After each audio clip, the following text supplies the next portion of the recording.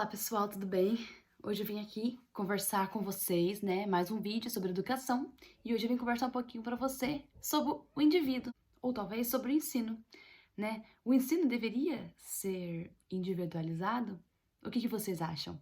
Não esqueça de deixar seus comentários aqui, o que você pensa sobre esse assunto. Nós somos todos diferentes, certo? Então aí eu te pergunto, então por que o ensino, os métodos, né, a metodologia não, ou qualquer nome que você queira dar, por que que ele tem que ser o mesmo para todo mundo? Por que que ele tem que ser o mesmo que foi para o meu pai, que foi o mesmo, talvez para minha avó, sendo que as gerações estão diferentes, né? O mundo tá diferente, a gente tá assim com a cabeça mais aberta. Então, assim, temos a tecnologia, né? Agora tá tendo esse desafio das aulas online, né? Isso mostra que a gente precisa mudar. Eu tô tendo uma experiência aqui, né, com as crianças que eu ajudo, e tá tendo uma aula online e tem professores que eles estão tentando dar aula como eles dariam na sala de aula, só que na frente da câmera. Mas será que isso vai funcionar? Gente, se tá mudando o jeito de educação, se tá indo para um computador, então será que a gente não tem que se adaptar e criar um novo jeito de ensinar usando as ferramentas da tecnologia? Deixe seu comentário aqui também sobre esse assunto. Estou lendo um livro que chama Empoderar Crianças e Jovens para a Cidadania Global. Quase que eu falei errada. Para a cidadania global, né? E ela fala disso, né? Das experiências culturais, da gente trocar experiências, né? Existe um site que as crianças de várias partes do mundo, eles filmam, sei lá, como que eles cozinham a comida, ou uma dança da cultura deles, ou uma roupa que eles usam, e eles põem nesse site, alguém de outro país vai assistir e também vai compartilhar, né? E isso é um meio, né, de aprendizado, um meio de ensino muito bacana, né? Porque a gente está formando essas crianças, mostrando que existe um mundo com culturas diferentes e que cada um é diferente um do outro, né? E voltando para o que eu falei no começo, cada um aprende de um jeito. Então não adianta a gente achar, fazer esse ensino individualizado, né? Ou esse ensino no grupo, naquele grupo, o jeito que é o melhor para aquele grupo. Só que daí a gente não mostra para aquele aluno que existe outros ensinos, que existe outras culturas e que pode ter um outro grupo dentro da sua própria cidade, talvez, que aprenda de uma forma diferente, que use uma metodologia diferente, né? Então acho que esse negócio a gente ver e focar o ensino de como é melhor para aquele aluno ou para aquele grupo, a gente também precisa ensinar essa parte do respeito para eles entenderem que não é só aquela forma que existe, aquela que eles estão trabalhando, mas que outros lugares do mundo, outros lugares do próprio país, pode estar sendo diferente. Então, voltando a falar sobre o indivíduo, então por que, né, para termos um indivíduo para o mundo, vou ler uma frasinha que eu escrevi aqui, que entenda o mundo e que respeita o mundo como ele precisa conhecer e entender o porquê daquele país ou aquela comunidade ser daquele jeito, tem a ver com a cultura deles, com a história deles. Eu, gente, estou vivendo essa experiência, estou fazendo um intercâmbio cultural, né? Para quem não sabe, estou fazendo um intercâmbio aqui nos Estados Unidos, onde eu moro com uma família. Então eu vejo, né? Eu consigo ver a diferença da cultura e eu comecei a entender muita coisa que às vezes a gente critica, fala, olha, eles fazem isso, fazem aquilo, mas por que que eles fazem isso? Por que que eles falam desse jeito? Por que que eles comem desse jeito?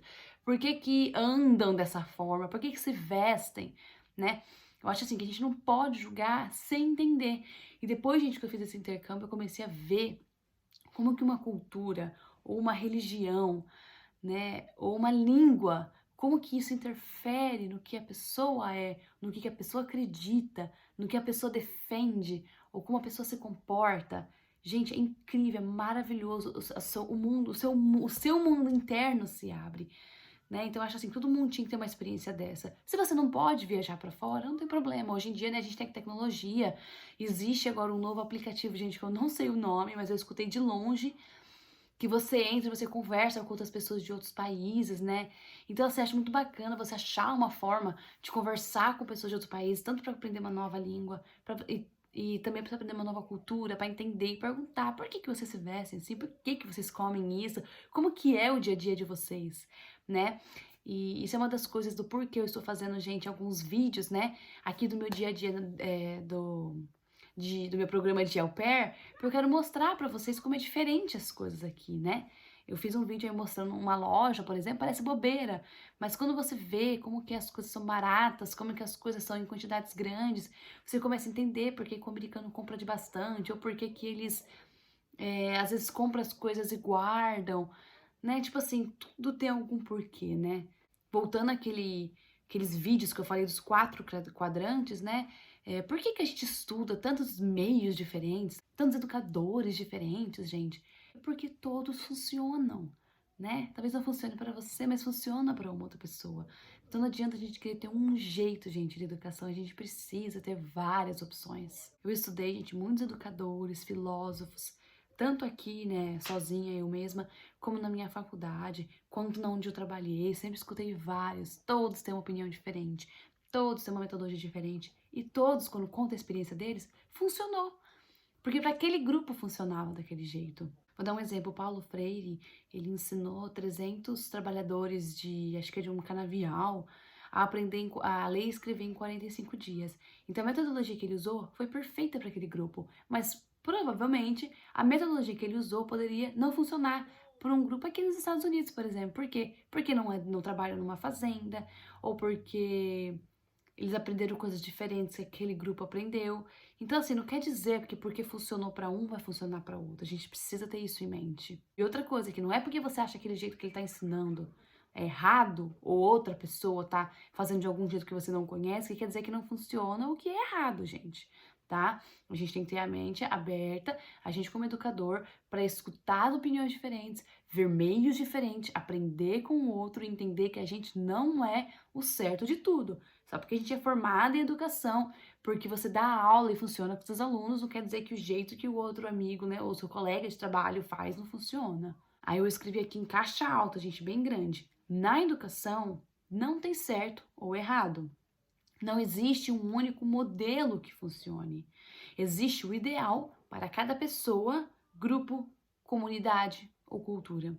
São muitos fatores que interferem e a gente precisa conhecer aquele grupo para poder entender o que funciona para eles.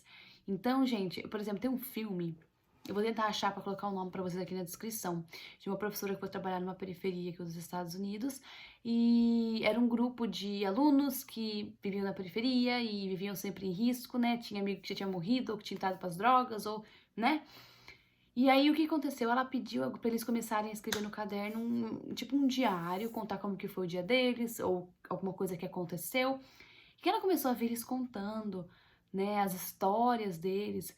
E ela começou a perceber como que era a vida daqueles alunos. E com base nisso, que ela foi montando a metodologia que ela usou com aquele grupo. É incrível esse filme. Eu vou tentar achar e vou colocar o nome aqui pra vocês. Todos os estudos que eu já fiz, coisas que eu já li, na minha faculdade, cursos que eu fiz, né? Eu sempre via uma metodologia, gente. Eu lia, o educador explicava, contava e mostrava os resultados. Eu falava, meu Deus, funciona. Então é isso, eu descobri a solução para a educação. Eu vou usar isso quando eu tiver meus alunos.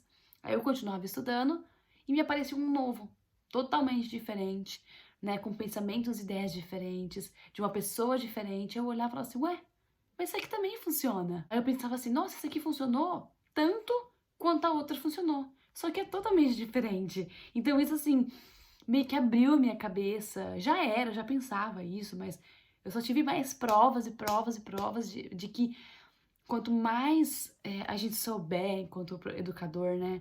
Desde que eu entrei na faculdade, os professores sempre falaram isso, que a gente como educador nunca para de estudar. Então a gente tem que ser sempre estudando, conhecendo coisas novas, mudando, se reinventando, né? Fazendo cursos, lendo livros, que tudo vai ser sempre, gente, agregado a nós, para os nossos alunos, né? Quando vier um grupo totalmente diferente do outro, fala, opa, já percebi que esse grupo gosta mais de trabalhar com tecnologia, então acho que, né? Ou esse grupo, eles são mais ativos, muita energia, então será que a gente não tem que ir mais pra fora, fazer, né, umas atividades mais que mexam com o corpo? Se é você, né, entender o seu grupo e começar a perceber como que vai funcionar com eles. Gente, aquele curso de Harvard que eu falei pra vocês, quando eu comecei, eu tive que fazer um teste pra ver em qual quadrante eu me enquadrava, né, enquanto educadora. E eu caí no coletivo hierárquico.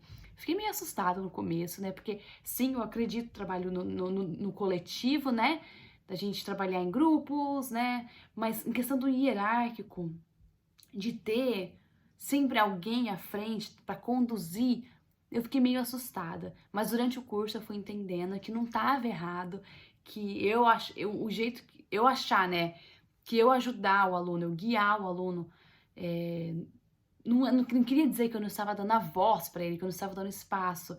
É só que era um jeito que eu tinha trabalhado, né, durante o tempo que eu trabalhei com criança e que estava funcionando, né?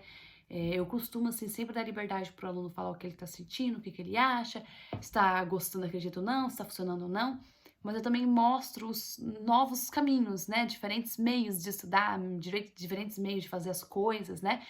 E isso não me faz ser uma professora, assim, autoritária, né? Eu só mostro pra ele o que eu sei e eu também quero que o aluno mostre o que ele sabe. Igual eu escrevi aqui, gente, que eu penso muito no coletivo, nos alunos, na escola, mas penso que precisa de um professor, um tutor, um educador, como quiser chamar, para estar ali e guiar, ajudar, orientar, dar suporte e sim, passar conhecimento, assim como receber o conhecimento do aluno.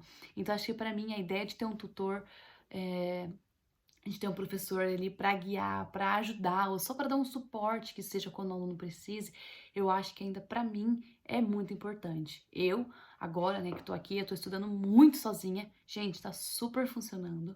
Eu tô assim amando, porque eu faço no meu tempo, eu estudo coisas que eu quero, olha lá, né? Aquela questão que eu falei no outro vídeo sobre a gente estar interessado no que a gente quer aprender. Então, assim, pra mim tá funcionando assim agora, mas eu acho que se eu fosse pra uma faculdade, eu gostaria de ouvir um professor explicando um assunto pra depois estudar por conta. Então, assim, né? A gente pode usar também vários tipos, você vê? Estudar sozinho, estudar com o tutor ou não, ou em grupo com os alunos. Eu acho que tudo é válido na hora do que a gente fala sobre aprendizado, né? Sobre educação. Inclusive, eu anotei aqui, para não esquecer de falar para vocês, que no meu outro vídeo eu tive um comentário, né, que falava realmente sobre isso. Ele falava assim, a pessoa falava assim, que é impossível você ensinar sem aprender, né? Isso é uma frase do Paulo Freire, do educador Paulo Freire. E eu achei esse comentário tão fantástico, porque é a mais pura verdade, né? Apesar da gente ser o professor, o educador, a gente tá lá, né, como um tutor, dando um suporte, a gente sempre vai aprender. Eu falo muito isso para as pessoas que perguntam para mim, por exemplo, da minha experiência aqui do programa de au pair, que eu cuido das meninas, e eles sempre me perguntam, ai, o que elas aprenderam com você? E eu posso falar o que elas aprenderam comigo, mas, gente, eu tenho uma lista muito maior do que eu aprendi com elas. Então, eu acho que a gente, enquanto educador, a gente é mais beneficiado muitas vezes do que o próprio educando. Então é isso, gente. Eu queria fazer uma pequena reflexão aqui, falando um pouquinho sobre o indivíduo, né? Sobre o ensino individualizado, ou sobre pensar no indivíduo, né? Na hora de montar, talvez, uma aula, montar um grupo, ver como que é, o que vai funcionar, o que não é melhor, né? Então acho que é sempre importante a gente, enquanto educador, ver e se preocupar com aquele indivíduo que, né, vai ser o nosso aluno, vai ser o nosso educando, né? Espero que vocês tenham gostado. Eu tô tentando fazer uns vídeos mais curtinhos, só com algumas pequenas reflexões. E eu sempre, gente, quero ouvir o comentário de vocês, ver o que vocês acham. Não se esqueça de se inscrever aqui no canal para acompanhar mais vídeos de educação. Estou postando vídeos agora também sobre o programa de intercâmbio. Se você estiver interessado e quiser ver um pouquinho para dar uma distraída e conhecer um pouquinho mais sobre mim, os vídeos estão aqui, tá? Espero que vocês tenham gostado. Um beijo e até o próximo vídeo. Tchau!